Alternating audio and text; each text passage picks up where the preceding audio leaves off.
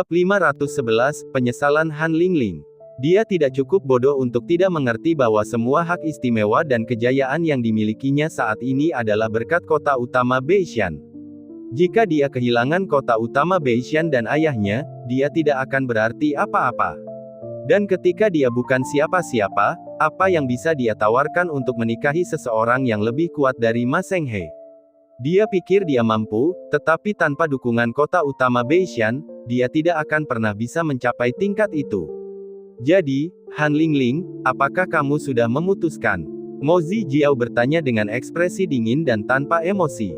Han Lingling segera berkata, Paman Mo, aku tidak akan meninggalkan kota utama Beishan. Kalau begitu, ikuti saja aturan kota utama Beishan. Baiklah, panggil Cao Ming ke sini. Mo Zijiao mengusap alisnya dan akhirnya tidak tahan lagi bersikap kasar pada Putri Han Tianying, jadi dia memerintahkan seseorang untuk memanggil Cao Ming ke sini. Di antara semua jenius, Cao Ming dan Han Lingling adalah yang paling dekat. Ya, Tuan. Diaken yang berdiri di dekatnya segera memanggil Cao Ming. Cao Ming tidak mengerti mengapa Mo Zijiao memanggilnya, jadi dia menatapnya dengan hormat dan bertanya, guru yang bertanggung jawab, ada apa denganku? Cao Ming, kamu dan Han Lingling sudah saling kenal sejak kecil, bahkan bisa dibilang kalian adalah kekasih masa kecil. Sekarang, atas nama ayah Han Lingling, aku menganugerahkannya kepadamu sebagai istrimu. Bagaimana menurutmu? Kata Mo Zijiao, tangannya di belakang punggungnya. Han Lingling memperhatikan saat Mo Zijiao menjodohkannya dengan Cao Ming, ada sedikit ketidakpuasan di matanya, tetapi mengetahui bahwa Cao Ming tidak tanpa jasa, dia tidak mengatakan apa-apa. Dia mulai merasa menyesal, bukankah lebih baik jika dia tidak membatalkan pernikahannya? Setidaknya Ma Zhenghe jauh lebih kuat dari Cao Ming, bukan? Ketika Han Lingling asyik dengan pikirannya, Cao Ming berkata, guru yang bertanggung jawab, saya khawatir saya akan mengecewakan Anda. Oh, Cao Ming, ada apa? Mo Zijiao bertanya dengan bingung. Tanpa ragu, Cao Ming menjawab dengan tegas, guru yang bertanggung jawab, pertama-tama, saya sekarang sepenuh hati mengabdikan diri untuk berlatih seni bela diri, kedua, saya tidak menyukai Nona Lingling. Han Lingling tidak pernah menyangka bahwa Cao Ming benar-benar akan menolaknya. Cao Ming yang selalu tidak penting sebenarnya telah menolaknya. Marah, Han Lingling menunjuk Cao Ming dan berteriak, Cao Ming, kau pikir kau siapa? Beraninya kau menolakku? Kau tidak layak untukku. Memang, Cao Ming tidak layak untuk Nona Lingling. Setelah itu, Cao Ming tidak membuang-buang kata lagi dan pergi dengan tekad bulat. Han Lingling tidak tahu karena dia tidak pernah memperhatikannya atau memikirkan perasaannya. Dia sudah lama kecewa dengan Han Lingling. Sejak dia kalah dari Yang Chen terakhir kali dan melihat ketidakpedulian Han Lingling terhadapnya, dia tahu bahwa Han Lingling tidak pernah mempertimbangkannya. Sayangnya, Han Lingling tidak menyadari sikap dinginnya. Jika memang begitu, mengapa dia masih berharap pada wanita yang hanya memperhatikan dirinya sendiri? Sekalipun dia menerimanya sebagai istrinya, pilihannya adalah menolaknya dengan tegas. Han Lingling melihat Cao Ming menolaknya dan berteriak, Paman Mo, apakah kamu melihat apa yang baru saja dilakukan Cao Ming? Dia menentang perintahmu. Dia harus dihukum berat. Namun, Mo Zijiao tidak memperhatikan Han Lingling. Melihat Cao Ming tidak mau menerima pengaturan ini, dia menghela nafas sambil mempertimbangkan anak muda berbakat lainnya. Mereka yang telah mencapai alam bela diri asal semuanya memiliki bakat yang bagus, dan dia juga tidak ingin mereka menikahi Han Lingling. Para jenius lainnya, sudahlah, pesan saja, dan lihatlah jenius mana yang bersedia menikahi Han Lingling. Siapapun yang setuju boleh menikahinya. Mo Zijiao melambaikan tangannya dengan malas dan tidak mau ikut campur lagi. Gadis seperti Lingling baru bisa dianggap dewasa setelah menikah. Han Lingling menjadi cemas saat mendengar dirinya diperlakukan seperti barang murahan, siapapun yang bersedia bisa menikahinya. Dia dapat melihat dengan jelas bahwa Mo Zijiao tidak bercanda. Han Lingling berteriak, Paman Mo, pikirkan lagi, pikirkan lagi. Mo Zijiao tidak menjawab. Han Lingling ketakutan dan berteriak, Aku tidak akan membatalkan pernikahan ini. Aku ingin menikahi Ma Zhenghe, aku ingin menikahi Ma Zhenghe. Ma Zhenghe, yang belum pergi, mencibir saat mendengar kata-kata penyesalan Han Lingling, menikahlah denganku. Maaf, Ma Zhenghe, tidak layak untukmu, Nona Han. Meskipun Ma Senghe mungkin murid yang frustrasi dari Kabupaten Changning, dia tidak kekurangan wanita. Awalnya, dia memang ingin menikahi Han Lingling karena dia tahu dia tidak memiliki banyak status di Kabupaten Gunung Utara, dan dia membutuhkan seseorang untuk membantunya mengamankan posisinya. Menikahi Han Lingling akan menjadi pilihan terbaik. Dia tahu betul sifat pemarah Han Lingling, dan dia tidak pernah berniat bersikap terlalu baik padanya. Para tetua kota utama Beishan juga dapat melihat hal itu dan sengaja menggunakannya untuk meredam sifat pemarah Han Lingling. Sayangnya, Han Lingling tidak dapat melihatnya sendiri. Dia tidak peduli lagi pada hal itu. Karena Han Lingling sudah menolaknya sekali, dia tentu tidak akan memberinya kesempatan lagi. Sambil berbicara, Ma Senghe berbalik dan pergi. Pada titik ini, Han Lingling benar-benar putus asa. Baru sekarang dia sadar bahwa ketika dia punya pilihan, dia tidak menghargai satu pun di antaranya. Saat dia sadar, dia tidak punya pilihan lagi. Dia terisolasi sepenuhnya. Yang Chen tidak mengerti semua ini tetapi juga tidak berniat untuk memperhatikannya. Di matanya, Han Lingling tidak menimbulkan ancaman apapun, dan dia percaya bahwa kota utama Beishan akan membuat pilihan yang bijaksana. Dia tidak berpikir bahwa kota utama Beishan akan terus mengabaikan upaya Han Lingling untuk menargetkannya. Tentu saja itu tidak ada hubungannya lagi dengannya. Ketika dia meninggalkan menara pengadilan, berita itu telah sampai ke telinga tetua Ma dan tetua Li, yang sedang menunggu di luar. Mereka memperlakukannya dengan lebih hormat. Tuan Muda Sekte, apa yang akan kita lakukan selanjutnya? Penatua Ma menatap Yang Chen, memperlakukan Yang Chen saat ini dengan sangat hormat. Jika pada awalnya mereka tidak bisa mengatakan bahwa mereka tunduk kepada Yang Chen sepenuh hati, sekarang mereka tidak memiliki keberatan lagi. Yang Chen telah menaklukkan lantai 20 menara pelatihan yang legendaris, pemimpin sekte mereka memang berpandangan jauh ke depan. Yang Chen tersenyum tipis, tinggal di kota utama Beishan selama beberapa hari lagi tidak masalah. Carikan tempat untuk ku tinggal, aku ingin menyendiri selama beberapa hari. Ya, Tuan Muda Sekte. Penatua Li dan Penatua Ma bergegas membuat pengaturan. Pada saat yang sama, Yang Chen mulai merenungkan urusannya sendiri. Rencana awalnya untuk tinggal di kota utama Beishan selama beberapa hari lagi bukan sekadar omong kosong, dia memang telah memikirkannya. Karena dia benar-benar penasaran dengan lapisan kedua dari apa yang diberikan Zhang Suelian kepadanya di dalam kotak itu. Apa yang ada di sana? Dia harus mengakui, Zhang Suelian adalah wanita yang sangat menawan karena dia sangat murah hati. Lapisan pertama kotak itu berisi kunci harta karun selama 1000 tahun. Apa yang akan terjadi padanya di lapisan kedua? Bab 512, mulai menyukai Zhang Suelian sedikit. Tanpa disadari, rasa ingin tahu muncul. Jika level pertama dapat ditembus di alam bela diri roh, maka level kedua kemungkinan besar memerlukan kultivasi seni bela diri alam bela diri asal. Meskipun Yang Chen baru saja bertarung dengan Ma Senghe dan tidak butuh waktu lama, dia masih bisa menilai kekuatannya sendiri. Dengan kekuatannya saat ini, Yang Chen cukup percaya diri dalam menembus level kedua. Menemukan tempat tinggal di kota utama Beishan cukup mudah. Yang Chen memilih untuk menutup kultivasinya, dengan tetua Ma dan tetua Li menjaga di luar.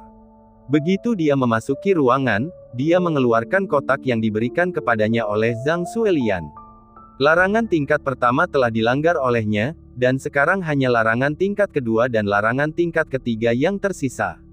Pada saat ini, melihat larangan tingkat kedua ini, Yang Chen tidak membuang waktu, langsung melancarkan serangan. Naga listrik langsung menggigit dan merobek udara, diikuti oleh suara gemuruh saat mekar di sekitar larangan, dengan lapisan percikan listrik menyelimuti larangan tingkat kedua. Dengan kekuatannya saat ini yang jauh melampaui rekan-rekannya, larangan itu hanya bertahan sesaat sebelum hancur lapis demi lapis. Kemudian, cermin mini seukuran telapak tangan ditempatkan di kompartemen kedua kotak itu, muncul di garis pandang Yang Chen. Ketika melihat cermin, Yang Chen menyipitkan matanya, tidak dapat mengenalinya sedetik pun. Tetapi begitu dia mengambil cermin itu, ekspresi ngeri langsung tampak di matanya. Apakah ini cermin mimpi linglong? Yang Chen tiba-tiba terkejut. Rasanya seperti mendapatkan apa yang dia butuhkan.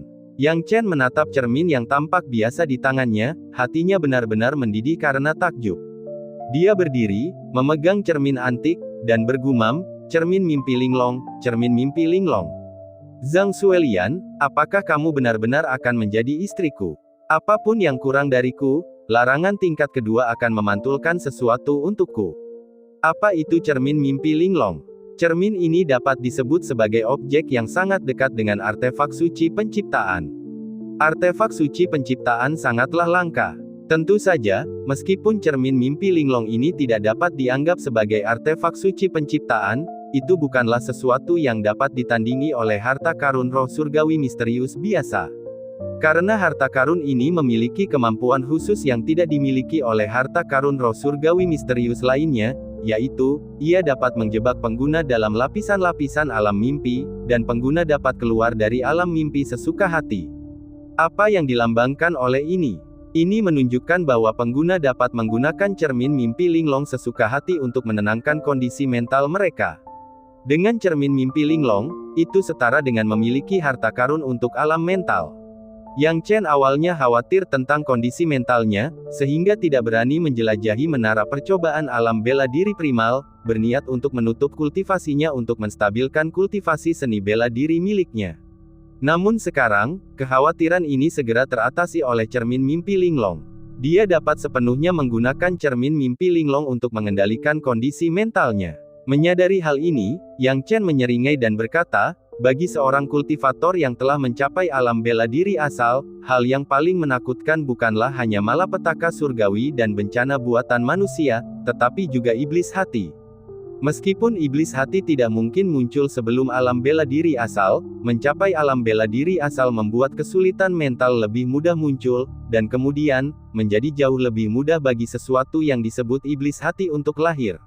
Mereka yang belum pernah mengalami setan hati tidak dapat memahami ketakutan mereka. Yang Chen juga belum mengalaminya, tetapi dia tidak mau.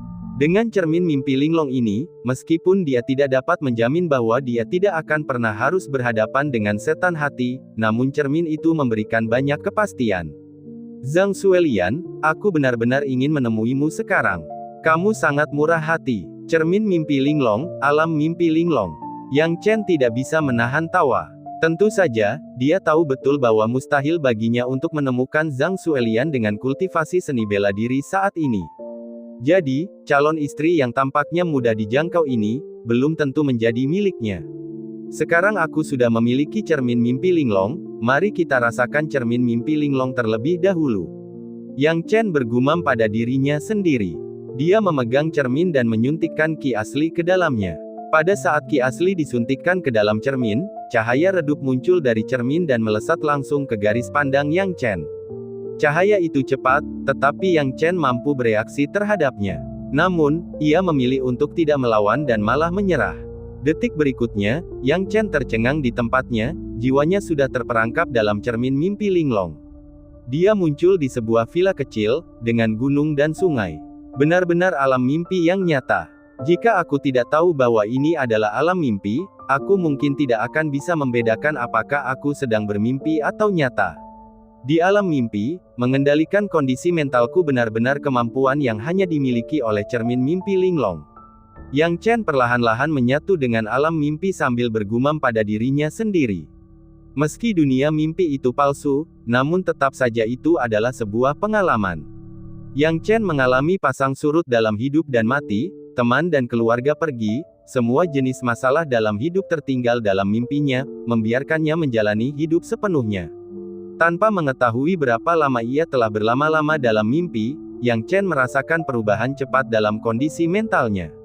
Ketika ia merasa sudah tepat, Yang Chen memutuskan hubungan antara ki aslinya dan cermin mimpi linglong, dan menarik diri dari alam mimpi kembali ke kenyataan.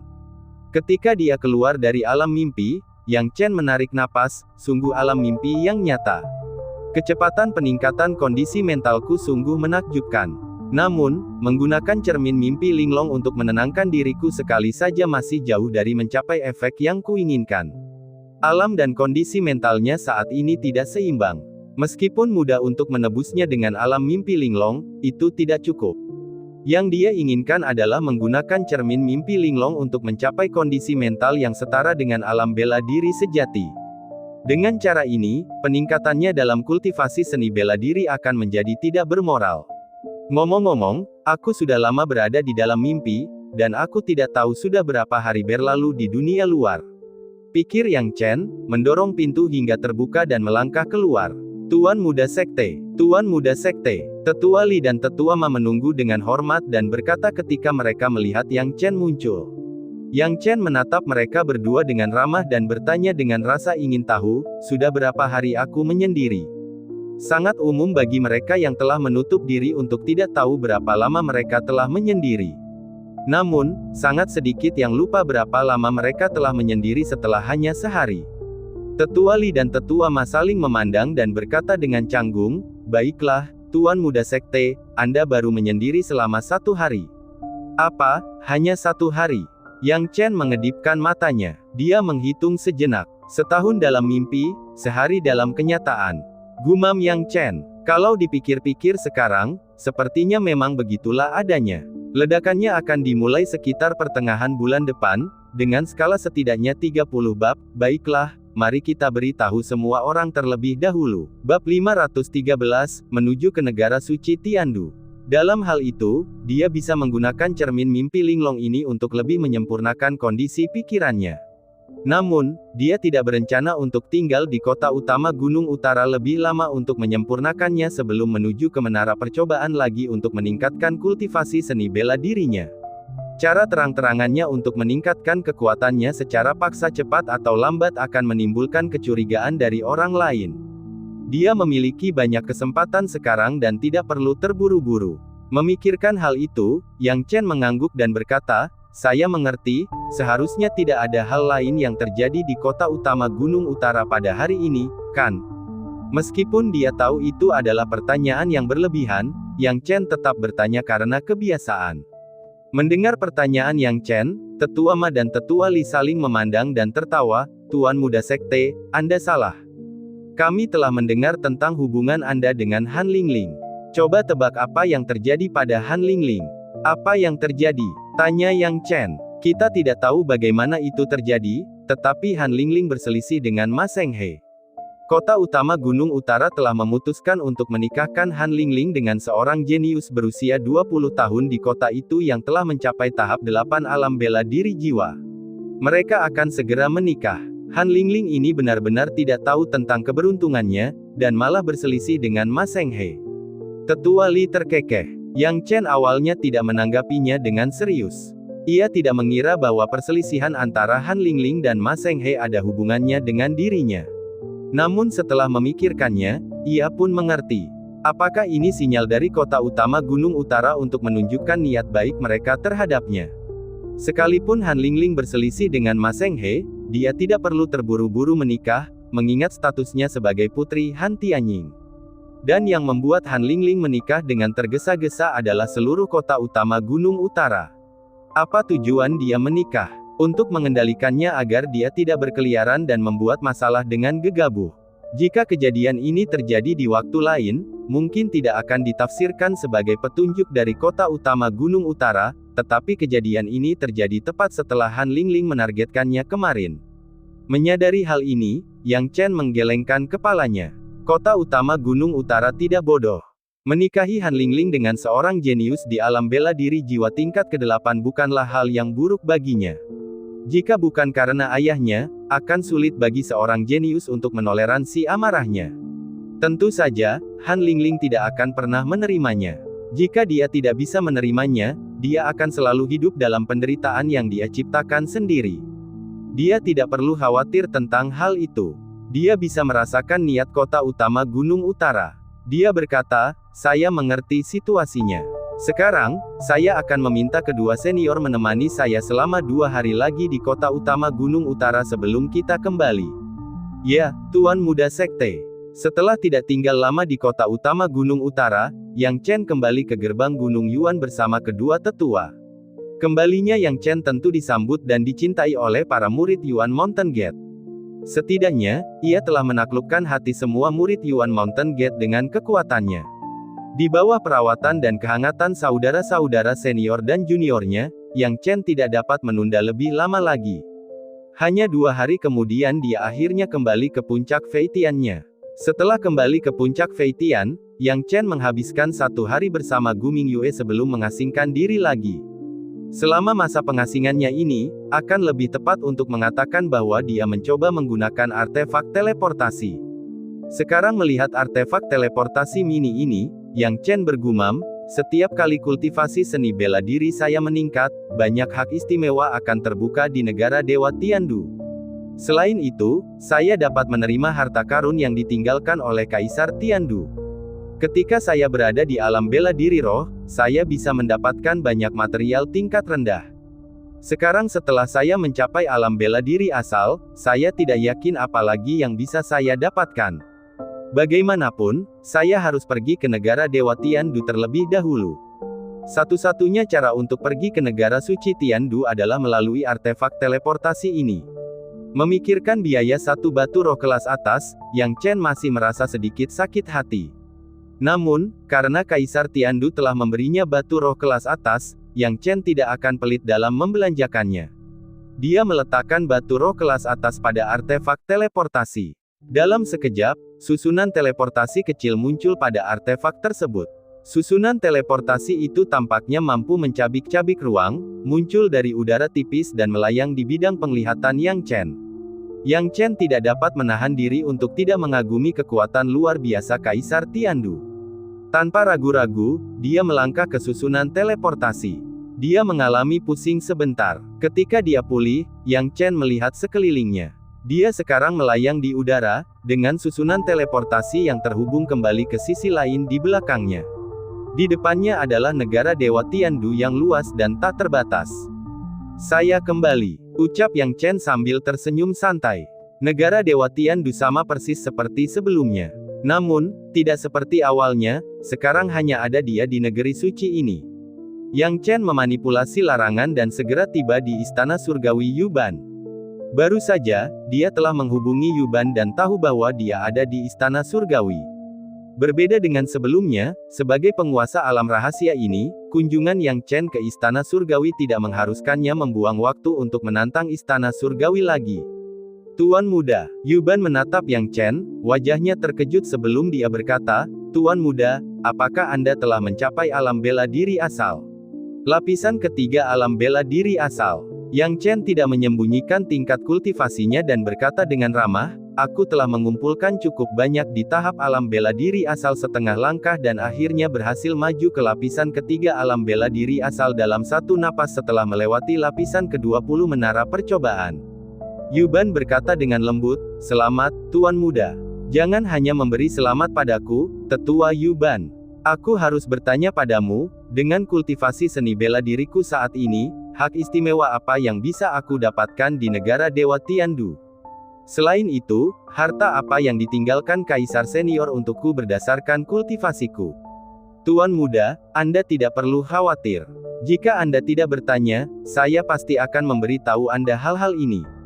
Yuban membelai jenggotnya, inti dari Kaisar meninggalkan negara Dewa Tiandu adalah untuk melatih Anda sebagai satu-satunya pewarisnya.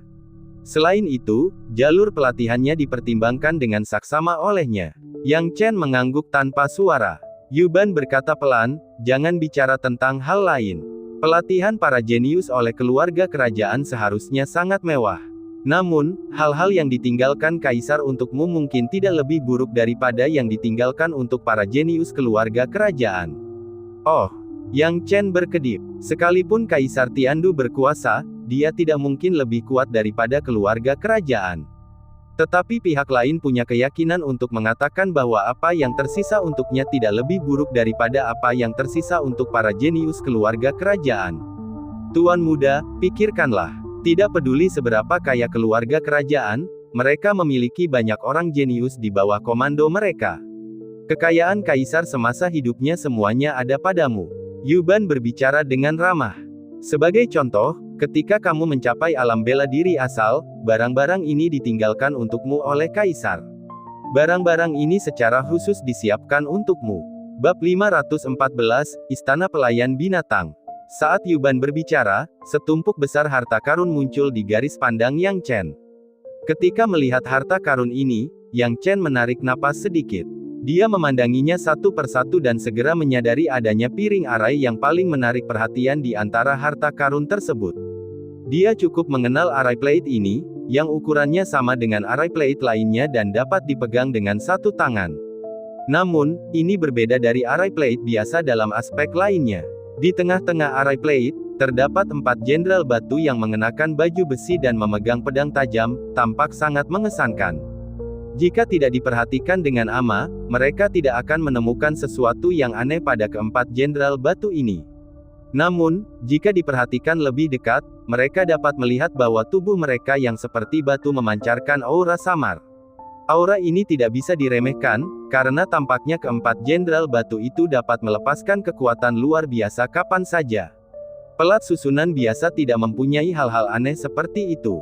Inilah sebabnya mengapa Yang Chen memperhatikan plat arai pada pandangan pertama. Sambil memegang plat arai, dia dengan penasaran menatap Yuban dan bertanya, "Penatua Yuban, untuk apa plat arai ini?" Yuban berkata sambil tersenyum, "Tuan muda, penglihatan Anda memang bagus. Plat arai ini adalah harta karun terkuat yang ditinggalkan oleh Kaisar Agung untuk Anda pada tahap ini. Dapat dikatakan bahwa nilai semua harta karun lainnya yang digabungkan tidak setinggi yang ini." Yuban berbicara dengan sangat serius. Yang Chen mengedipkan matanya, "Oh, apa fungsi dari pelat susunan ini?" Selama masa hidup Kaisar Agung, dia pernah menemukan 4 batu kehidupan. "Tuan muda, Anda tahu apa batu kehidupan ini, kan?" kata Yuban. Yang Chen tertegun sejenak, penyebutan batu kehidupan membuatnya memikirkan suatu kemungkinan. Apa itu batu kehidupan ini? Di dunia yang luas ini, terdapat banyak sekali keajaiban, dan orang-orang pada umumnya berpikir bahwa tumbuhan dan batu tidak bernyawa. Namun, di dunia yang aneh ini, tumbuhan dan batu mungkin tidak benar-benar tidak bernyawa. Sama seperti batu kehidupan ini, mereka adalah sejenis batu yang memiliki kehidupan di dalamnya. Batu kehidupan bersifat sederhana dan jujur, dengan sedikit kebijaksanaan dan spiritualitas, serta tidak mengenal cara budidaya. Namun, batu kehidupan memiliki fitur yang menakjubkan, pertahanannya sangat kuat. Namun, siklus pertumbuhan Lifestone sebenarnya terlalu lambat. Oleh karena itu, banyak orang yang menemukannya biasanya membunuhnya terlebih dahulu dan menggunakannya sebagai bahan untuk alkimia dan pemurnian artefak. Tidak ada pilihan lain, tidak seorang pun dapat menunggu pertumbuhan Lifestone. Hal ini juga membuat Lifestone langka, dan kegunaannya hampir punah. Tanpa diduga, dia menemukan batu kehidupan di sini. Jenderal batu ini, apakah ini berevolusi dari batu kehidupan? Yang Chen merasa ngeri. Benar sekali, orang lain tidak sabar menunggu pertumbuhan batu kehidupan. Namun, ketika Kaisar Agung menemukan batu kehidupan ini, dia punya ide cemerlang. Dia meminta seorang ahli formasi untuk membuat plat susunan, lalu menyegel batu kehidupan di dalamnya.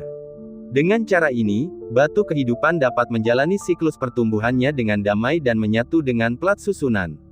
Bagaimanapun, batu-batu itu tidak bisa merasakan kesepian, jadi setelah bertahun-tahun terkumpul, keempat batu kehidupan ini berevolusi menjadi bentuk ini. Yuban tidak dapat menahan diri untuk memuji, namun, siklus pertumbuhan batu kehidupan memang sangat panjang. Bahkan 1000 tahun sudah cukup bagi mereka untuk tumbuh hingga ke tahap remaja. Bentuk ini masih tahap remaja. Mata Yang Chen membelalak. Bagaimana menurutmu? Konon, Lifestone adalah raja di antara batu-batu, dan setelah matang, ia dapat memanggil kekuatan semua batu di dunia. Saat mencapai tahap itu, ia benar-benar kuat. Namun, sangat disayangkan manusia tidak dapat menunggu selama itu. Kurasa bahkan waktu yang telah dihabiskan manusia sejauh ini mungkin tidak cukup untuk mendukung waktu yang dihabiskan oleh Lifestone untuk tumbuh menjadi dewasa. Yang Chen tidak bisa menahan tawa. Dia melihat ke arah plat arai dan bertanya dengan rasa ingin tahu, "Lalu, Tetua Yuban, apa fungsi sebenarnya dari plat arai ini?"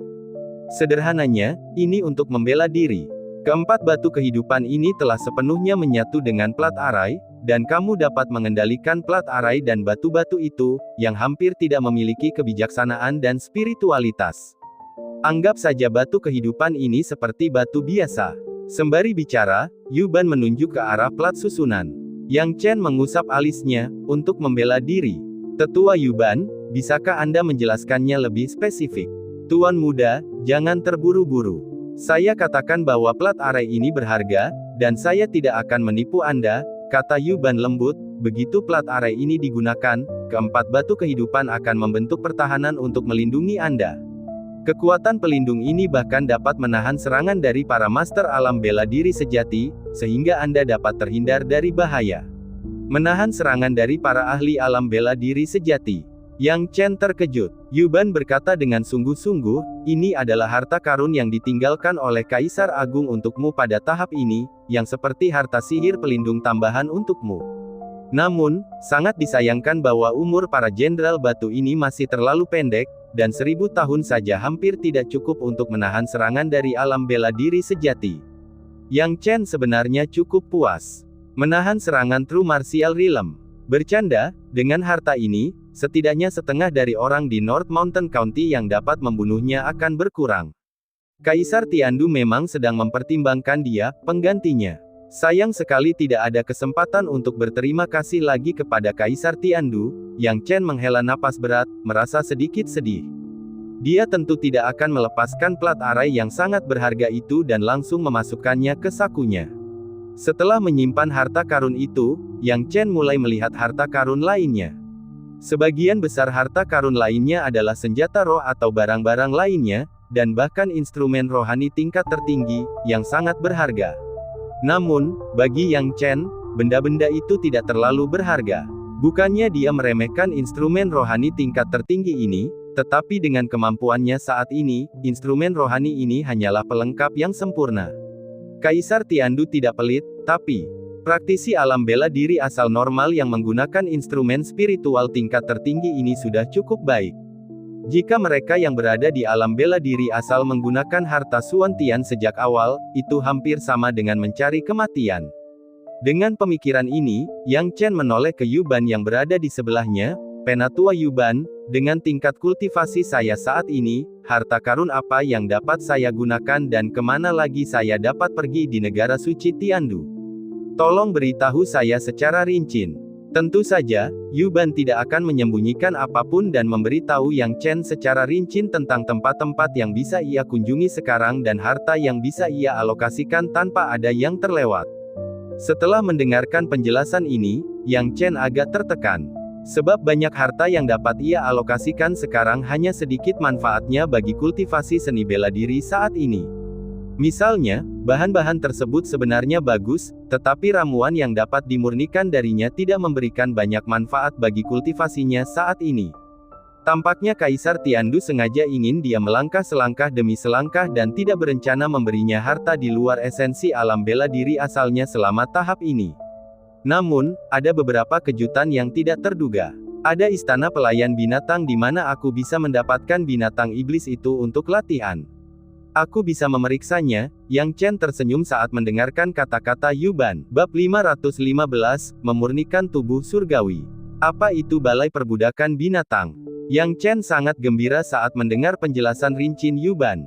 Itu adalah tempat di mana Kaisar Tiandu dulu memperbudak binatang iblis. Memang, itu adalah kejutan yang menyenangkan karena tidak hanya ada kegembiraan tetapi juga kejutan. Menurut Yuban, aula perbudakan binatang menampung binatang iblis mulai dari alam bela diri roh hingga alam bela diri surga, yang semuanya ditangkap oleh Kaisar Tiandu dan ditinggalkan di sini untuk membantu generasi mendatang. Misalnya, membantu pelatihan akan menjadi bantuan yang signifikan. Kaisar bermaksud meninggalkan aula perbudakan binatang untuk para binatang iblis ini guna membantu para pewarisnya berlatih. Tuan muda, jika Anda membutuhkannya, saya dapat menemukan binatang iblis apapun dengan tingkat kultivasi apapun untuk Anda. Dengan saya yang mengawasi secara pribadi, saya dapat mengendalikan larangan kapan saja untuk membebaskan Anda. Anda dapat yakin bahwa makhluk-makhluk jahat ini tidak akan menyakiti Anda.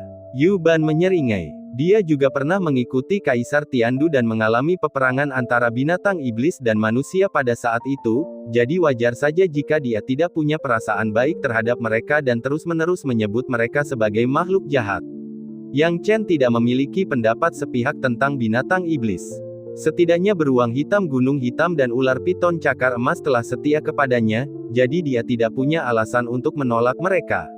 Berpikir tentang beruang hitam gunung hitam dan ular piton cakar emas, Yang Chen tidak dapat menahan diri untuk tidak berkata, "Penatua Yuban, bagaimana kabar saudara beruang dan saudara ular piton iblisku? Biarkan mereka keluar dan biarkan aku melihatnya." "Oh, itu tidak akan berhasil. Saudara beruang hitam gunung hitam baru-baru ini didisiplinkan olehku, dan mereka sekarang berada dalam tahap kultivasi terbaik. Sedangkan untuk ular piton cakar emasmu, ia masih memurnikan mayat-mayat iblis itu dan berada dalam level yang krusial. Aku khawatir akan butuh beberapa hari lagi untuk mengeluarkannya," kata Yuban. Yang Chen terkejut. "Penatua Yuban, kamu mendisiplinkan beruang-beruang konyol itu." "Hehe, Tuan Muda, Anda tidak perlu khawatir tentang metode saya. Saya telah berurusan dengan binatang iblis selama bertahun-tahun yang tak terhitung jumlahnya, dan saya memahaminya dengan baik. Yakinlah, begitu mereka melewati tangan saya, kedua beruang konyol ini pasti akan terlahir kembali." Yuban secara misterius tidak menjelaskan situasinya, hanya memberi Yang Chen petunjuk. Yang Chen ingin tahu, tetapi karena Yuban tidak mengatakan apa-apa, dia tidak tahu bagaimana cara bertanya. Dia menghela napas. "Baiklah, Tetua Yuban, tolong bawa aku ke aula perbudakan binatang." "Baik, Tuan Muda." Yuban melambaikan tangannya, dan dalam sekejap, mereka sudah berada di dalam aula perbudakan binatang. Tentu saja tidak ada binatang iblis di aula utama aula perbudakan binatang. Binatang-binatang iblis itu disimpan di tempat lain di dalam aula itu. Yuban bertanya dengan ramah, "Tuan Muda, binatang iblis tingkat apa yang ingin Anda tantang?" Mari kita coba satu di lapisan ketiga alam bela diri asal terlebih dahulu," kata Yang Chen. "Baik, Tuan Muda." Yuban memberi isyarat dan mengendalikan larangan itu. Yang Chen berkedip dan menyadari sekelilingnya telah berubah. Yuban masih berada di sisinya, tetapi seekor elang hitam pekat muncul sekitar 12 kaki jauhnya di depannya. Elang raksasa ini mengepakkan sayapnya, matanya tertuju pada Yang Chen. "Tuan Muda, berhati-hatilah. Ini adalah elang sakit panjang. Kecepatannya tak tertandingi, dan cakarnya sangat tajam. Setiap serangannya mematikan." Yuban memperingatkan. "Saya mengerti." Yang Chen tidak merasakan tekanan apapun dan cukup tertarik pada elang raksasa itu. Elang raksasa itu berbicara dalam bahasa binatang, "Manusia. Sudah lama sekali aku tidak melihat manusia. Sepertinya kau di sini untuk dilatih oleh pencuri tua, Tiandu. Kalau begitu, aku akan mengambil nyawamu." Dengan itu, elang raksasa langsung bergegas menuju Yang Chen. Yuban tidak berbohong, kecepatan Long Sickness Eagle memang cepat, dan ia bertujuan untuk membunuh dengan setiap gerakan. Ia mengangkat cakarnya dan langsung menerkam Yang Chen. Bagi elang sakit panjang, kecepatan adalah kekuatannya. Ia mengira Yang Chen tidak dapat bereaksi terhadap kecepatannya. Namun, tak lama kemudian, hal itu diketahui. Itu salah. Saat elang itu bergerak, Yang Chen tidak hanya bereaksi, tetapi dia juga menghindarinya. Yang Chen menggelengkan kepalanya, mengangkat jari-jarinya dan berbicara dalam bahasa binatang, "Tidak cukup cepat." Chang Jiying menjadi marah. Manusia ini sebenarnya sedang menggodanya. Dengan pekikan seketika, mata elangnya dipenuhi darah, dan ia menyerbu ke arah Yang Chen sekali lagi. Yang Chen masih menghindar dengan sangat cepat. Yuban memperhatikan dan bertanya-tanya apa yang sedang direncanakan Yang Chen. Sepertinya dia jelas-jelas sedang mempermainkan Chang Jiying. Meskipun terlihat lucu, Yuban juga memahami kekuatan Yang Chen. Meskipun keduanya berada di lapisan ketiga alam bela diri asal, biasanya binatang iblis yang mempermainkan manusia. Tapi Yang Chen, dia mempermainkan Chang Jiying seolah-olah itu ada di telapak tangannya. Jika saja Chang Jiying yang melakukannya, ia pasti akan mempertimbangkan bunuh diri. Tuan Muda, hati-hati." Yuban tiba-tiba berteriak. Cakar Chang Jiying tiba-tiba menancap, dan Yang Chen tampaknya tidak dapat menghindar. Setelah itu, dengan desiran, pakaian Yang Chen robek, dan darah menyembur keluar dari lukanya. Chang Jiying berteriak penuh kemenangan, "Manusia, bukankah kalian sombong? Bukankah kalian terlalu percaya diri? Tidak buruk, Chang Jiying, kamu melakukannya dengan baik. Teruslah seperti ini." Yang Chen menyeringai. Mendengar Yang Chen masih mengejek, Chang Jiying membuka paruhnya dan menjerit marah sekali lagi, ingin membunuh manusia ini di hadapannya dan berusaha keras untuk melakukannya. Namun, ia merasa sangat sulit untuk melukai Yang Chen. Tidak, lebih tepatnya, sulit baginya untuk menimbulkan cedera fatal pada Yang Chen. Bagi Zhang Jiying, ini tidak dapat diterima. Ketika menyerang, itu seharusnya menyebabkan luka fatal. Ia tahu di mana bagian vital dari 10.000 spesies berada karena ia dilahirkan untuk memberikan pukulan fatal kepada yang lain. Meskipun ular itu melukai Yang Chen, lukanya tidak parah. Yang Chen tidak menunjukkan tanda-tanda ketidaknyamanan, tetapi dia juga tampak sangat senang. Dia tampak menikmati pertarungan dengan ular itu dan bahkan mendorongnya untuk menyerangnya. Ini memalukan. Sejak kapan binatang iblis dipermainkan seperti ini oleh manusia? Zhang Jiying menjadi semakin marah, seolah-olah ada bola api yang membakar hatinya. Yu Ban akhirnya menemukan triknya sekarang. Tuan muda sedang berlatih teknik pemurnian tubuh. Gumam Yu Ban. Dia bisa melihat bahwa luka Yang Chen sembuh dengan sangat cepat. Begitu Zhang Jiying melukainya, lukanya sembuh dengan cepat. Terlebih lagi, Yang Chen sengaja membiarkan Zhang Jiying melukainya, tetapi dia selalu menghindari serangan mematikannya. Seiring berjalannya waktu, kemampuan bertahan Yang Chen tampaknya semakin meningkat. Awalnya, Zhang Jiying dapat meninggalkan luka yang dalam di tubuh Yang Chen, tetapi setelah beberapa kali mencoba, lukanya menjadi semakin dangkal. Tentu saja, bukan karena Zhang Jiying kelelahan, jelas bahwa fisik Yang Chen telah tumbuh lebih kuat. Yu Ban benar, Yang Chen memang sedang melembutkan tubuhnya. Apa yang dia latih tidak lain adalah tubuh surgawi Taichu. Tubuh surgawi Taichu ini adalah sesuatu yang telah ia latih ketika ia pertama kali memasuki alam pemurnian tubuh. Kemudian, ketika ia mencapai alam bela diri roh, ia belum banyak berlatih tubuh surgawi Taichu. Namun itu tidak berarti ia telah melupakannya. Ia sepenuhnya menyadari pentingnya tubuh surgawi Taichu sebagai metode pemurnian tubuh baginya. Bab 516, Esensi Sejati dari Perbudakan Binatang Iblis. Secara umum, ada 3 metode untuk mengolah tubuh surgawi Taichu. Pertama, adalah untuk menempa tubuh seseorang di bawah berbagai tingkat cedera, secara bertahap membuatnya lebih kuat. Namun, metode ini cukup berisiko, dan banyak kultivator tidak akan memilih metode ini untuk melatih kultivasi tubuh mereka. Sama seperti Yang Chen, langkahnya yang berani untuk bertarung dengan Long Speedy Eagle. Jika seseorang tidak memiliki keyakinan, kesalahan sekecil apapun dapat menyebabkan kematian. Tanpa kehidupan, tidak perlu disebutkan kultivasi. Kedua, adalah menggunakan darah binatang iblis dengan kekuatan yang berbeda, seperti beruang hitam gunung hitam dan sebagainya. Sayangnya, Yang Chen telah menggunakan darah beruang hitam gunung hitam sekali untuk memurnikan tubuhnya, dan efeknya tidak akan signifikan untuk kedua kalinya. Ketiga, adalah menggunakan berbagai macam bahan, seperti ketika ia menggunakan mandi obat, untuk menggabungkan bahan-bahan tersebut ke dalam tubuhnya, melembutkan tubuhnya dan mencapai tujuan pemurnian tubuhnya. Hasilnya, alam tubuh surgawi Taichu akan menjadi semakin kuat. Karena tubuh surgawi Taichu disebut tubuh surgawi, kekuatannya terletak pada kenyataan bahwa setelah disempurnakan, ia bahkan dapat memiliki kekuatan untuk mendominasi bahkan atas tubuh surgawi bawaan, atau bahkan melampauinya. Alasan dia tidak mengolah tubuh surgawi Taichu di alam bela diri roh adalah karena terlalu sulit untuk memurnikan dan meningkatkan alam tubuh surgawi Taichu. Dua cara pertama tidak mungkin dilakukan di alam roh bela diri, sedangkan cara ketiga, meskipun bahan-bahannya tampak sederhana, bahan-bahan yang dibutuhkan cukup sulit disediakan saat ia berada di alam roh bela diri.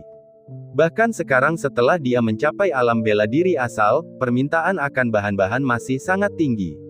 Setidaknya untuk saat ini, sumber daya Yang Chen yang tersedia di negara Dewa Tiandu tidak cukup untuk mendukung peningkatan alam tubuh Dewa Taichu. Namun, dia setidaknya dapat membantu dengan sisanya terserah padanya. Dengan pemikiran ini, Yang Chen menatap elang panjang dan cepat. Pada saat ini, elang panjang berkecepatan tinggi tampaknya telah menyadari sesuatu, mendapatkan kembali kesadarannya, menatap Yang Chen dengan dingin, dan membuka paruhnya untuk menjerit, "Manusia, kamu melakukannya dengan sengaja." Yang Chen menyeringai dan berbicara dalam bahasa binatang, "Burung besar, kamu tidak sebodoh yang aku kira." Long Speedy Eagle menatap tajam ke arah Yang Chen, "Manusia, menggunakan aku sebagai target latihanmu membuatku marah dan terhina. Tapi, kuakui bahwa aku tidak bisa melakukan apapun padamu. Tentu saja, aku tidak akan membantu manusia meningkatkan kekuatan mereka, jadi bunuh saja aku. Long Speedy Eagle tahu bahwa tidak akan sulit bagi Yang Chen untuk membunuhnya. Baru saja lelaki itu mempermainkannya seperti binatang peliharaan, memperlihatkan bahwa kekuatan lawan bukanlah sesuatu yang dapat diatasinya. Yang Chen menyilangkan lengannya di belakang punggungnya dan berkata perlahan, membunuhmu. Tidak perlu, Long Speedy Eagle, membunuhmu tidak akan ada gunanya bagiku. Jadi, sampai jumpa. Setelah mengatakan ini, Yang Chen menyapa Yuban sebentar. Yuban memanipulasi larangan tersebut, dan ruang di sekitarnya berubah, dan keduanya kembali ke istana pelayan binatang. Melihat ekspresi santai Yang Chen, Yuban tampak khawatir dan bertanya, Tuan muda, itu. Yang Chen tersenyum tipis, memahami pikiran Yuban. Penatua Yuban penasaran mengapa aku tidak membunuh elang naga kecepatan tinggi. Benar sekali, Yuban membenci binatang iblis seperti musuh. Jika mereka yang netral atau memiliki kesan baik terhadap manusia, itu akan menjadi masalah lain. Namun, jelas bahwa elang panjang berkecepatan tinggi telah ditangkap oleh Kaisar Tiandu dan telah membunuh banyak nyawa manusia. Itu dimaksudkan untuk dibunuh oleh manusia di generasi selanjutnya. Namun Yang Chen memilih untuk menunjukkan belas kasihan. Yang Chen mendecak lidahnya dan berkata, Penatua Yuban, seperti yang baru saja kukatakan, apa gunanya aku membunuhnya? Aku tidak kekurangan mayat binatang iblis alam bela diri roh lapisan ketiga, jadi tidak perlu bagiku untuk melakukan sesuatu yang tidak berarti. Jadi apa maksud Tuan muda? Yuban bertanya dengan rasa ingin tahu. Saya pikir Kaisar Tiandu meninggalkan istana pelayan binatang ini, bukan untuk melatih generasi mendatang dengan membunuh binatang-binatang iblis ini. Kuncinya terletak pada kata, pelayan, kata Yang Chen.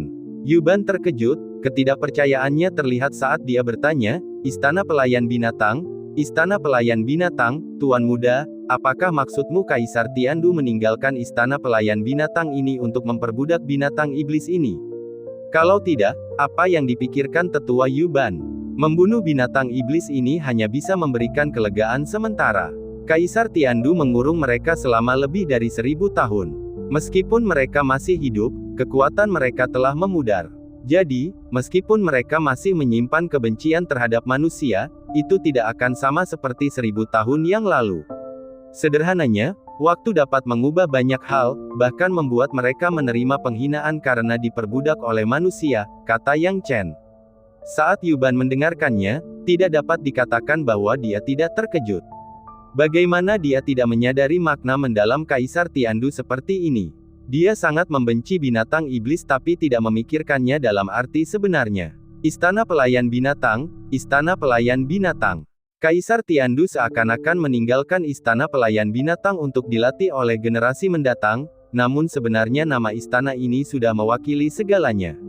Yang Chen benar, waktu dapat mengubah banyak hal. Binatang-binatang iblis ini adalah makhluk hidup dan memiliki spiritualitas.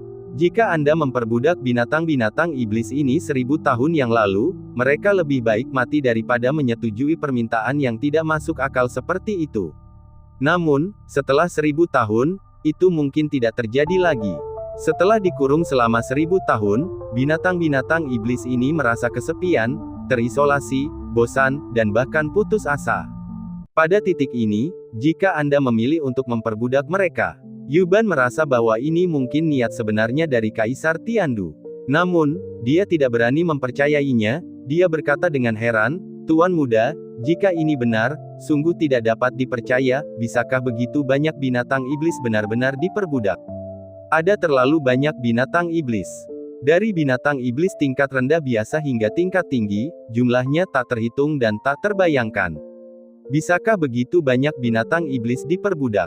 Yang Chen, yang berjalan di depan, menyeringai, Penatua Yuban, ada banyak binatang iblis, tetapi kita bisa melakukannya dengan perlahan. Tidak perlu terburu-buru. Proyek besar ini tidak dapat diselesaikan dalam 1 atau 2 hari. Jadi, ide Tuan muda adalah mengambilnya satu per satu. Yuban bertanya dengan rasa ingin tahu. Ya, begitulah, kata Yang Chen. Sebenarnya, awalnya aku ingin memperbudak Long Speedy Eagle terlebih dahulu, tetapi sayangnya, dia masih keras kepala. Sepertinya dia belum bisa dijinakkan selama 1000 tahun. Kalau begitu, mari kita kurung dia untuk beberapa waktu lagi. Ada banyak jenis binatang iblis, dan kita bisa memperbudak binatang iblis lainnya. Tuan muda, itu hebat sekali. Yuban menjadi semakin gembira. Kalau begitu, kapan kita akan melaksanakan rencana perbudakan?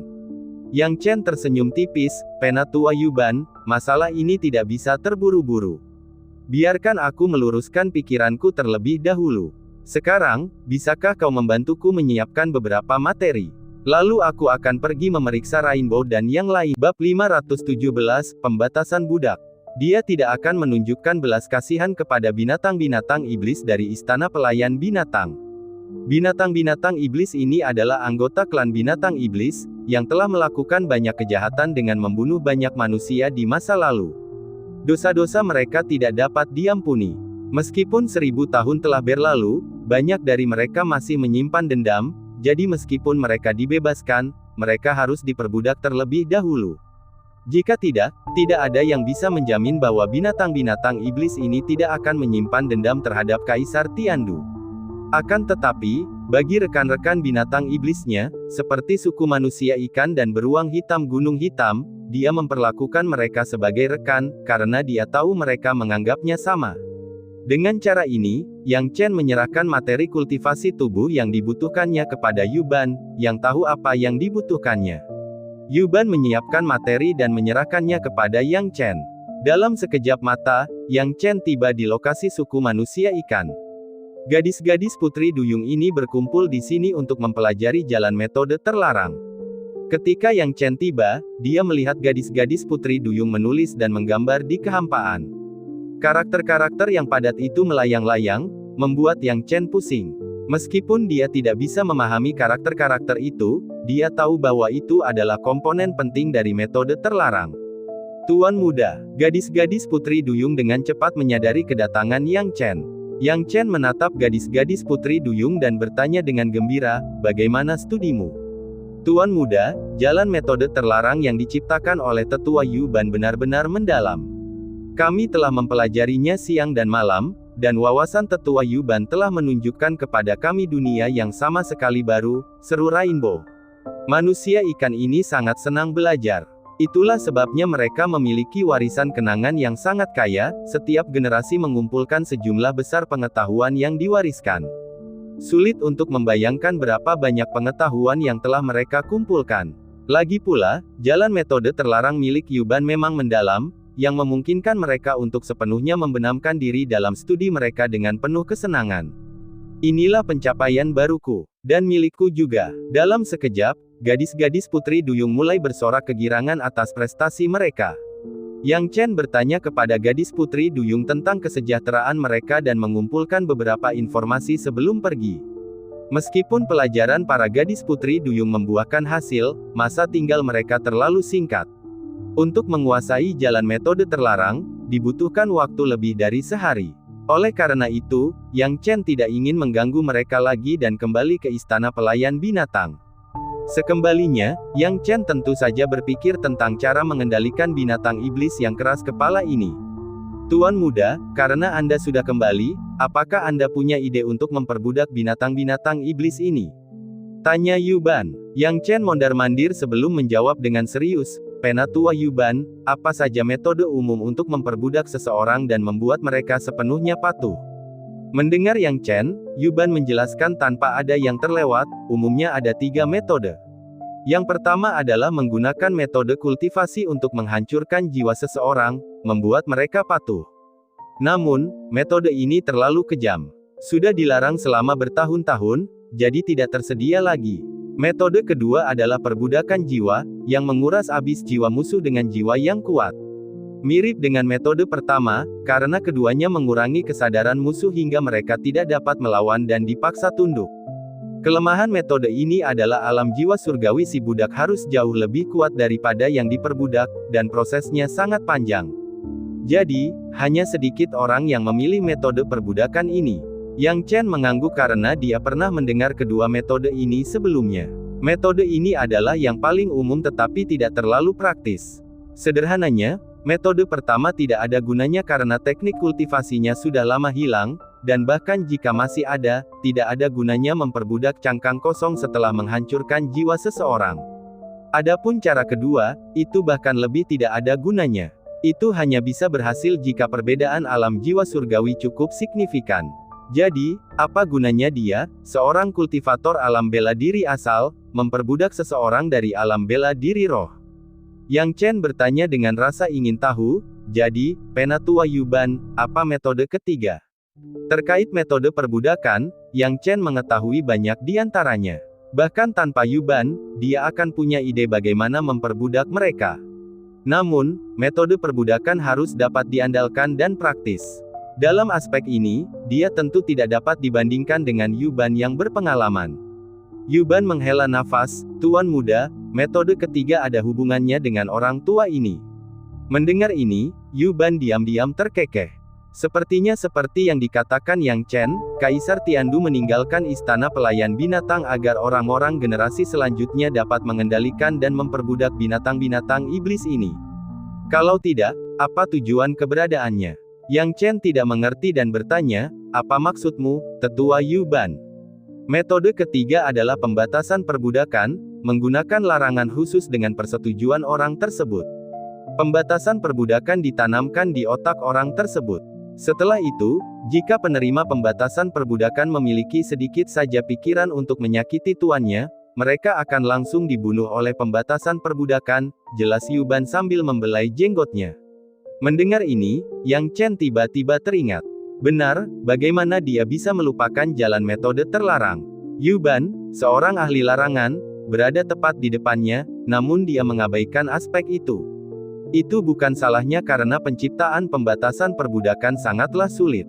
Para ahli larangan biasa tidak akan mampu menyelesaikan tugas yang berat seperti itu, apalagi mempertimbangkannya. Tapi bagaimana dengan Yuban? Memikirkan hal ini, Yang Chen bertanya, "Penatua Yuban, tentang pembatasan perbudakan." "Jangan khawatir, Tuan Muda. Karena saya berani menyebutkannya, saya pasti bisa melakukannya. Namun, pembatasan perbudakan memiliki kekurangannya sendiri, yang sudah saya sebutkan sebelumnya. Sulit untuk melakukannya jika pihak lain tidak setuju. Jadi untuk menanamkan pembatasan perbudakan, pertama-tama, binatang iblis harus menerimanya dengan sukarela," kata Yuban.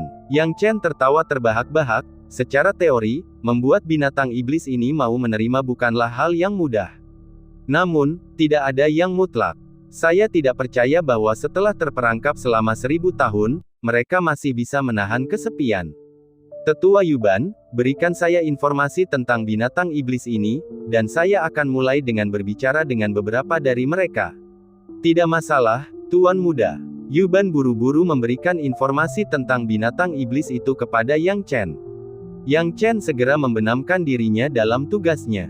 Bab 518, "Jika aku bilang kau mati, maka kau mati." Saat akan menemui orang ikan pelangi, dia sudah membayangkan rencana kasar untuk memperbudak binatang iblis. Sekarang setelah dia berinteraksi dengan Yuban, rencananya menjadi lebih konkret. Yang tersisa hanyalah membandingkan informasi tentang binatang iblis ini dan melihat mana yang lebih mudah ditangani. Baik Shark Barbarian maupun Long Sickness Eagle adalah tulang yang sulit untuk digerogoti. Tuan Muda, jika Anda benar-benar ingin memperbudak mereka, lebih baik jangan fokuskan upaya Anda pada mereka, Yuban menganalisis untuk Yang Chen. Yang Chen melihat informasi itu dan bertanya, "Penatua Yuban, menurut pemahamanmu, klan binatang iblis mana yang relatif lebih mudah dihadapi?" "Lebih mudah untuk dihadapi. Tentu saja, itu akan menjadi cabang ras monyet iblis, seperti kera berlengan panjang, serta ras tikus lubang, dan seterusnya." Yuban dengan cepat menyebutkan beberapa klan. Mendengarkan penjelasan Yuban, Yang Chen mengusap dagunya, tenggelam dalam pikirannya. Ras tikus lubang memiliki kemampuan yang kuat untuk bereproduksi. Meskipun mereka telah dipenjara oleh kaisar senior selama 1000 tahun, sulit untuk membuat mereka merasa kesepian. Yang paling tahan terhadap berlalunya waktu adalah tikus lubang. Kemampuan mereka untuk bertahan hidup terlalu kuat dalam segala aspek. Meskipun mereka licik, memperbudak mereka sepadan. "Apa pendapatmu tentang ras kera berlengan panjang, Tuan Muda?" Yuban bertanya dengan rasa ingin tahu. Yang Chen merenung sejenak, lalu berkata dengan tegas, "Ras kera berlengan panjang pasti patut dicoba. Ras monyet iblis selalu dikenal pintar. Makhluk pintar umumnya tidak tahan kesepian dan tidak tahan terhadap ujian waktu. Dalam 1000 tahun ini, pasti ada banyak kera berlengan panjang yang tidak tahan kesepian. Tuan Muda benar, Anda dapat mencoba menggunakan ras kera berlengan panjang sebagai ujian. Kata Yuban. Yang Chen tertawa, Penatua, tolong carikan aku seekor kera berlengan panjang yang kekuatannya setara denganku. Aku akan menguji batas kemampuannya. Mengenai masalah pembatasan perbudakan, Tuan Muda, saya pernah membuat beberapa larangan perbudakan sebelumnya. Meskipun jumlahnya tidak banyak, saya akan membuatnya lebih banyak lagi nanti. Yuban memberi isyarat, dan sebuah larangan perbudakan muncul di tangan Yang Chen. Melihat teks yang bersinar dan rune yang padat, Yang Chen dapat merasakan kedalaman dan keluasan batasan perbudakan. Sulit untuk menganalisisnya, dan dia tidak dapat menahan diri untuk berseru, Penatua Yuban, Anda benar-benar telah mengubah jalan metode terlarang menjadi seni di tangan Anda. Melihat batasan ini, bagaikan melihat lautan bintang yang luas. Yuban mengelus jenggotnya, itulah yang dikejar oleh orang-orang tua sepertiku.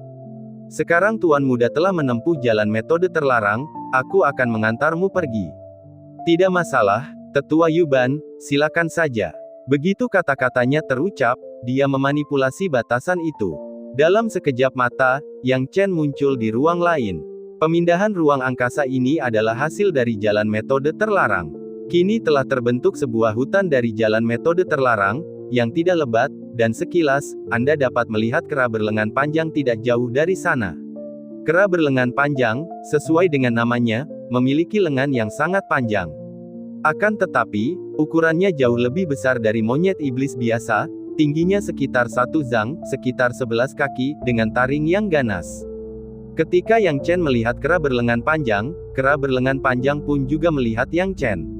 Manusia, sudah bertahun-tahun aku tidak melihat manusia. Si kera berlengan panjang meraung dalam bahasa binatangnya. Yang Chen mengamati si kera berlengan panjang dengan tenang tanpa berbicara, hanya diam-diam mengamati kekuatan si kera, yang setara dengannya, di lapisan ketiga alam bela diri asal. Melihat bahwa si kera berlengan panjang tidak langsung menyerangnya dengan ganas seperti si elang sakit panjang yang keras kepala, Yang Chen tahu bahwa si kera berlengan panjang jauh lebih licik daripada si elang sakit panjang. Inilah yang dia butuhkan. Dengan pemikiran ini, Yang Chen langsung berbicara dalam bahasa binatang, berbicara dengan tenang, halo, kera berlengan panjang. Ketika aku ditangkap oleh Kaisar Tiandu saat itu, dia berkata bahwa kami akan memberikan pelatihan bagi generasi manusia di masa depan. Nak, apakah kau salah satu dari manusia itu? Namun, kultivasi seni bela dirimu agak terlalu lemah, hanya lapisan ketiga alam bela diri asal. Kapan manusia menjadi begitu berani untuk bertarung dengan kami, binatang iblis yang setingkat? Si kera berlengan panjang menekan lengannya yang kuat ke tanah. Yang Chen tertawa mendengar si kera berlengan panjang berbincang dengannya, apa, si kera berlengan panjang, kau tidak ingin bertarung denganku? Bertarung? Sudah lebih dari 1000 tahun sejak terakhir kali aku melihat manusia, dan tidak perlu terburu-buru membunuh. Kita bisa melakukannya perlahan, disitulah kesenangannya. Kata si kera berlengan panjang dengan nada menakutkan. Yang Chen menyadari bahwa sebagai binatang iblis, kera berlengan panjang masih menyimpan permusuhan terhadap manusia. Dia berkata tanpa rasa khawatir, kera berlengan panjang, jangan terlalu cepat mengambil kesimpulan. 1000 tahun yang lalu, kalian binatang iblis menghadapi kami manusia, dan langsung bertarung dan membunuh. Itu memang terjadi di masa perang, tetapi sekarang berbeda. Sekarang, kalian para binatang iblis telah diusir oleh kami manusia, setelah 1000 tahun berlalu. Mengapa si kera berlengan panjang masih mempertahankan pandangan yang sama seperti sebelumnya, berpikir bahwa mereka harus melawan manusia ketika mereka melihatnya? Nak, karena monster dan manusia adalah ras yang berbeda, wajar saja jika mereka bertemu, mereka akan saling bertarung. Apa yang ingin kau katakan? Kata si kera berlengan panjang dengan kejam. Meski kata-kata Yang Chen kedengarannya tidak masuk akal, kera berlengan panjang itu, bagaimanapun juga, licik dan jeli. Tidak dapat disangkal bahwa Yang Chen benar dalam beberapa aspek. Memang, 1000 tahun telah berlalu. Dulu, mereka tidak punya pilihan selain melawan manusia karena mereka diancam oleh pasukan binatang iblis. Sekarang, setelah 1000 tahun berlalu, klan binatang iblis telah mundur. Mengapa kera berlengan panjang harus terus melawan manusia? Namun, kebencian masa lalu masih ada, bagaimana mungkin si kera berlengan panjang bisa berkompromi dengan mudah? Selain itu, ia sangat ingin tahu tentang tujuan akhir Yang Chen.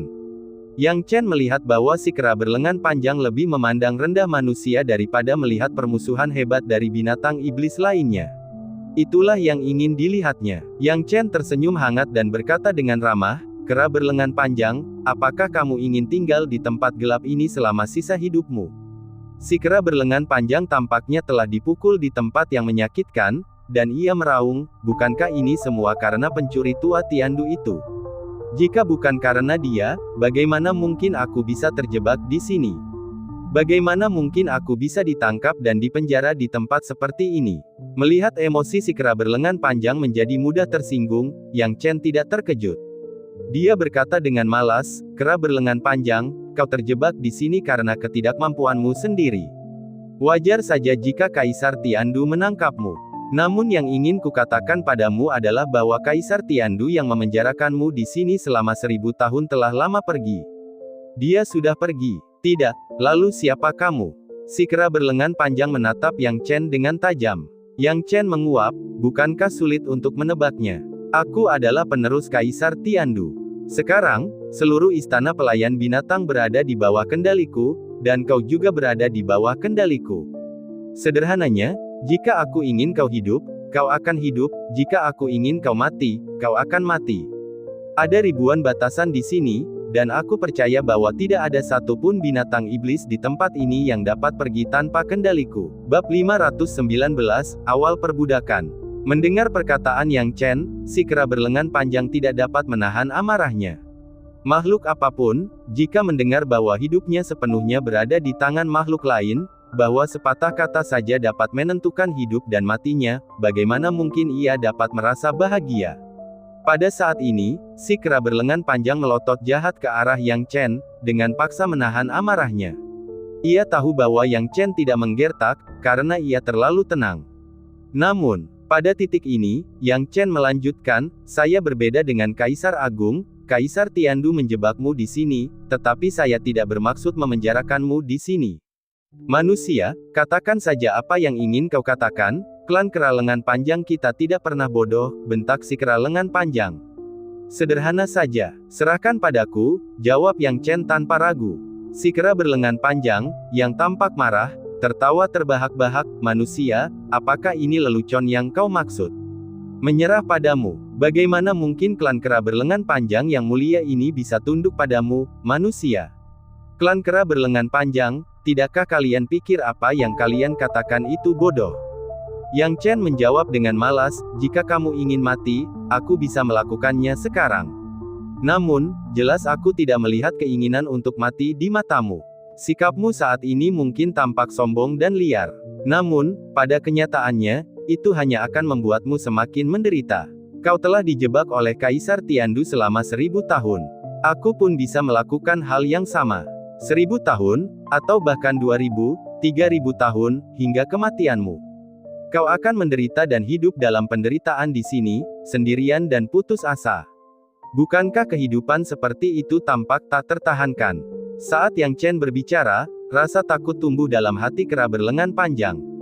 Yang Chen benar. 1000 tahun. Bagaimana ia bisa bertahan selama 1000 tahun terakhir? Sakitnya tak tertahankan, hampir putus asa. Ia tidak menyangka ia mampu bertahan hingga milenium berikutnya. Apakah ia harus hidup seperti ini sampai mati?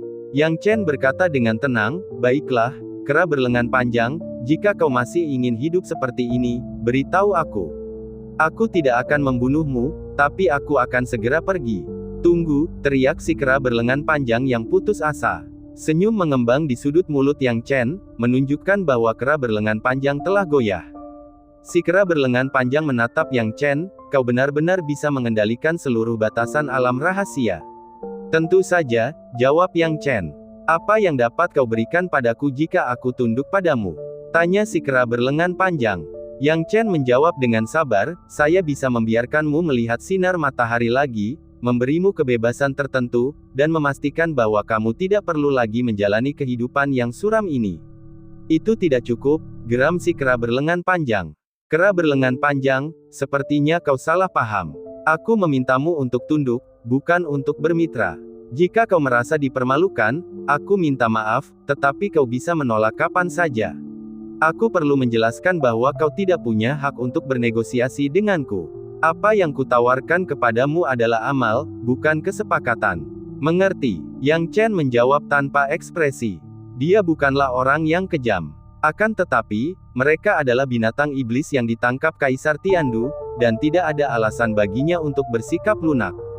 Gelisah, si kera berlengan panjang tidak menyangka Yang Chen bersikap sangat waspada seperti ini. Ia mengira bahwa dengan bernegosiasi lebih jauh, ia dapat mengambil keuntungan dari manusia muda itu. Namun, anggapannya naif. Ia ingin menolak tawaran itu, tetapi kesepian selama 1000 tahun terakhir. Si kera berlengan panjang menatap tajam ke mata Yang Chen dan berkata, aku bersedia untuk menyerah. Bagus, karena kau bersedia untuk tunduk, biarkan aku menanamkan larangan perbudakan ini di dalam dirimu, kata Yang Chen. Apa, pembatasan perbudakan? Si kera berlengan panjang tersentak kaget. Mereka menduga bahwa Yang Chen akan memberlakukan pembatasan tertentu setelah penyerahannya, tetapi tidak mengantisipasi bahwa Yang Chen akan menggunakan pembatasan perbudakan. Mereka tahu seberapa mengerikan metode ini. Setelah ditetapkan, tidak akan pernah ada kemungkinan untuk membalikkan nasibnya. Yang Chen memiliki rencana balasan yang tak terduga. Jika tindakan balasannya tidak terlalu istimewa, kera berlengan panjang dapat membuat Yang Chen menyesal telah meremehkannya. Tapi sekarang, setelah mempertimbangkannya, si kera berlengan panjang pun menyerah. Bisakah ia benar-benar mengendalikan takdirnya tanpa pembatasan budak dari Yang? Bisakah ia benar-benar membalikkan takdirnya? Si kera berlengan panjang jelas-jelas mengejek delusi dirinya sendiri dan akhirnya berkompromi, baiklah, aku setuju. Ketika si kera berlengan panjang setuju, Yang Chen menanamkan pembatasan perbudakan di kepalanya tanpa kesulitan lebih lanjut. Si kera tidak menunjukkan perlawanan selama proses tersebut. Ia tahu bahwa metodenya akan sia-sia begitu yang memiliki kekuatan untuk memanipulasi pembatasan ini. Setelah waktu yang dibutuhkan untuk menyeduh seteko teh, Yang Chen berhasil menanamkan larangan perbudakan ke dalam pikiran kera berlengan panjang. Si kera berlengan panjang tampak lemas dan tak bernyawa. Butuh beberapa saat untuk mendapatkan kembali akal sehatnya, menatap tajam ke arah Yang Chen, dan menyapanya, "Tuan. Anda bisa memanggil saya Tuan Muda," kata Yang Chen. Dia tidak nyaman dipanggil guru. Si kera berlengan panjang tidak berani menolak dan segera menjawab, "Tuan Muda." Dengan adanya batasan di dalam pikirannya, ia dapat merasakan kekuatan batasan tersebut, kekuatan darah Yang Chen di dalamnya. Ia tidak dapat memikirkan sedikit pun tentang pemberontakan terhadap tuannya yang baru, apalagi upaya untuk menyakitinya. Jika tidak, batasan tersebut akan langsung membunuhnya. Hal ini membuat si kera berlengan panjang ketakutan. Saat menatap Yang Chen, yang ada di pikirannya hanyalah mencari cara untuk menyenangkannya dan mendapatkan keuntungan untuk dirinya sendiri. Pada saat ini, Yang Chen mengamati sikap hormat dan takut si kera berlengan panjang, dan mengangguk puas. Dia bisa merasakan pengaruh pembatasan itu pada si kera. Kalau begitu, dia sekarang bisa berhadapan dengan binatang iblis kedua. Lagi pula, Yu Ban pernah membuat 4 larangan budak di masa lalu, artinya Yang Chen bisa menggunakannya untuk mengendalikan 4 binatang iblis. Kera berlengan panjang, kau adalah binatang iblis pertama yang berhasil kutundukkan.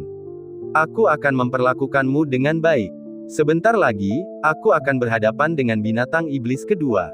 Aku harap kau bisa berkomentar dan mengungkapkan pendapatmu. Dengan begitu, aku bisa memberimu lebih banyak keuntungan di masa mendatang, kata Yang Chen dengan tenang. Bab 520, Persetujuan Dapang Bersayap Hitam. Inilah alasannya mengapa dia ingin memperbudak binatang iblis pertama sesegera mungkin. Setelah yang pertama diperbudak, yang kedua akan mudah dihadapi. Biasanya, ketika ada pemimpin dalam beberapa hal, yang kedua akan segera goyah. Dia akan melepaskan si kera berlengan panjang yang diperbudak dan meminta binatang iblis lainnya untuk melihatnya. Dia percaya bahwa di bawah kondisi pikiran mereka yang tidak stabil, binatang iblis itu akan mudah berkompromi. Meskipun si kera berlengan panjang merasa enggan dalam hatinya karena ini adalah masalah yang memalukan, dia tidak berani menentang niat Yang Chen karena batasan perbudakan, dan dengan cepat setuju, "Baik, Tuan Muda." Jadi, Yang Chen memimpin si kera berlengan panjang dan mulai mencoba meyakinkan binatang iblis kedua. Berbekal pengalaman sejak pertama kali dan kerja sama si kera berlengan panjang, perbudakan binatang iblis pun segera membuahkan hasil. Yang kedua dipilih Yang Chen adalah rubah ekor api dari klan rubah iblis. Klan rubah iblis dikatakan pandai memikat, baik terhadap binatang iblis maupun manusia. Rubah ekor api adalah spesies yang relatif lebih rendah di antara klan rubah iblis. Namun, tidak ada pilihan selain melakukannya selangkah demi selangkah karena perjalanan perbudakan baru saja dimulai. Pada awalnya, ketika memperbudak rubah ekor api, ia masih banyak melawan. Namun, seiring dengan perkataan Yang Chen dan omelan kera lengan panjang, kedua pria itu bekerja sama dan memperoleh hasil. Rubah ekor api dengan cepat berkompromi dan akhirnya diperbudak oleh Yang Chen. Setelah diperbudak, rubah ekor api jauh lebih aktif daripada kera berlengan panjang, bahkan berubah menjadi manusia dengan maksud merayu Yang Chen. Namun, dengan pola pikir seperti apa Yang Chen? Sebuah omelan sederhana menghilangkan pikiran menggoda rubah ekor api. Maka, setelah berturut-turut memperbudak si kera berlengan panjang dan si rubah ekor api, target ketiga, yang secara mengejutkan memiliki temperamen seperti elang sakit panjang, adalah sosok yang keras kepala, dan Yang Chen harus menyerah setelah mencoba pendekatan lunak dan keras. Namun untungnya, target keempat yang dipilihnya adalah binatang iblis yang bijak, macan tutul emas berputar, yang dikenal karena kecepatan dan kelicikannya. Kali ini, Yang Chen bahkan tidak perlu banyak bicara.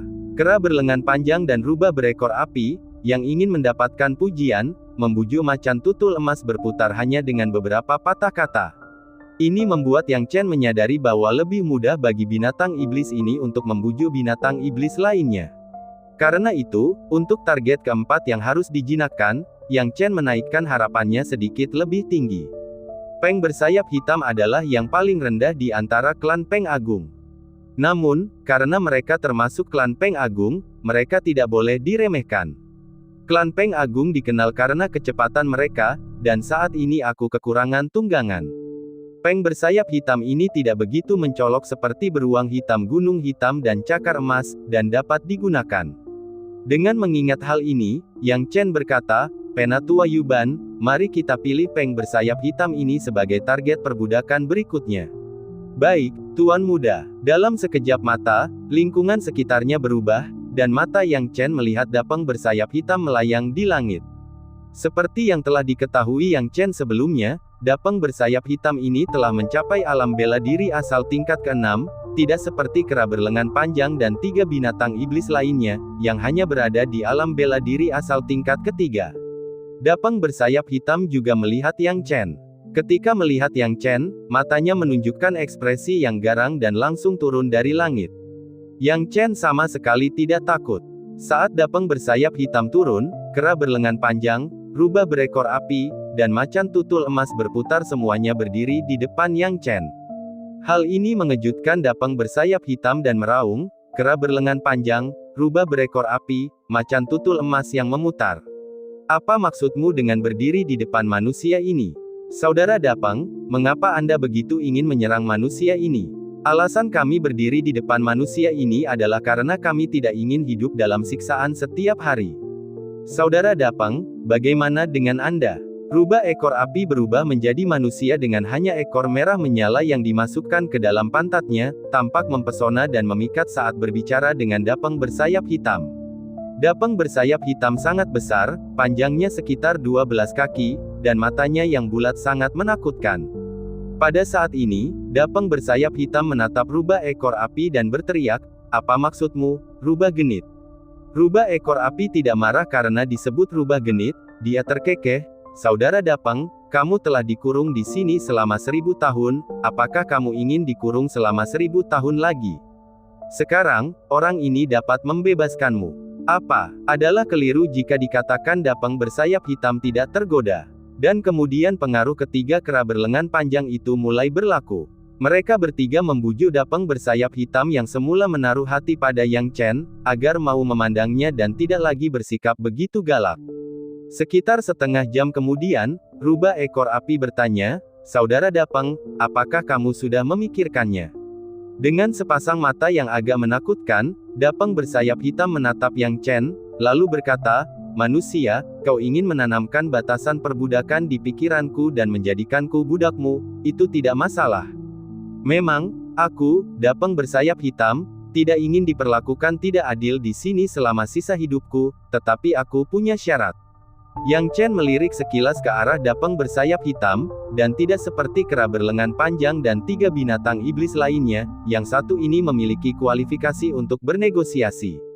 Namun Yang Chen tidak mengatakan itu, syaratnya. Dapeng bersayap hitam, kamu tampaknya tidak menyadari posisimu. Dapeng bersayap hitam tidak marah, manusia, syaratku sederhana. Jika kau ingin memperbudakku, kau harus memiliki kekuatan yang bisa kuakui terlebih dahulu. Tidak mungkin aku mengikuti orang yang lemah, bahkan jika itu akan membunuhku. Oh, mendengar kondisi Dapeng bersayap hitam seperti ini, Yang Chen menyeringai, "Baiklah, Dapeng bersayap hitam, aku tidak akan mengendalikan larangan ini, tetapi hanya menggunakan kekuatanku sendiri untuk melawanmu. Kau bisa mengerahkan seluruh kekuatanmu. Aku akan menunjukkan kekuatanku kepadamu." Mendengar ini, Dapeng bersayap hitam segera menjerit dan menyerbu ke arah Yang Chen. Melihat gerak-gerik Dapeng bersayap hitam, Yang Chen tak berkata apa-apa lagi, melambaikan tangannya, lalu dengan lembut mengarahkan jarinya ke arah terbangnya Dapeng bersayap hitam. Hanya dengan satu titik, kekuatan asal petir surgawi terungkap sepenuhnya dan meledak dari ujung jarinya. Rantai petir muncul dan mengelilingi Dapeng bersayap hitam dari segala arah. Dalam sekejap, Dapeng bersayap hitam terkunci sepenuhnya. Dapeng bersayap hitam terkejut dan menggigil sekujur tubuhnya, ingin mendobrak pertahanan petir tersebut namun ia segera mengurungkan niatnya. Meskipun ia memang dapat mematahkan rantai petir dan ia hanya menggunakan sebagian kekuatannya, ketika ia melihat Yang Chen, ia tahu bahwa kekuatan yang ditunjukkan Yang Chen hanyalah puncak dari gunung es.